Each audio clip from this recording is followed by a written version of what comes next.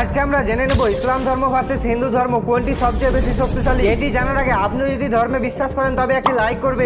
যেখানে সারা বিশ্বে মুসলিম পপুলেশন রয়েছে প্রায় 200 কোটি, সেখানে সারা বিশ্বে হিন্দু পপুলেশন রয়েছে প্রায় 130 কোটি। ইসলামের প্রধান ধর্মগ্রন্থের নাম হলো কোরআন। অপরদিকে হিন্দু ধর্মের প্রধান ধর্মগ্রন্থ হলো বেদ। মুসলিমরা নামাজ, রোজা, জাকাত প্রভৃতি ধর্মীয় রীতি পালন করে। সেখানে হিন্দু ধর্মের মানুষরা বিভিন্ন দেবদেবীর পুজো করে থাকে। ইসলাম ধর্মের মানুষরা পুনর্জন্মে বিশ্বাস করে না। অপরদিকে হিন্দু ধর্মের মানুষরা অনেকেই পুনর্জন্মে বিশ্বাস করে। ইসলাম ধর্মে কেবলমাত্র আল্লাহ শ্রেষ্ঠ মানে এক ঈশ্বরে বিশ্বাসী। অন্যদিকে হিন্দু ধর্মে ব্রহ্মা, বিষ্ণু ও শিবের মতো 33 কোটি দেবদেবীর পুজো করা হয়। সুতরাং সবশেষে বলা যায় সকল ধর্মই সমান। আপনারা নিজের নিজের ধর্মে বিশ্বাস করুন, অন্ধবিশ্বাসে নয়।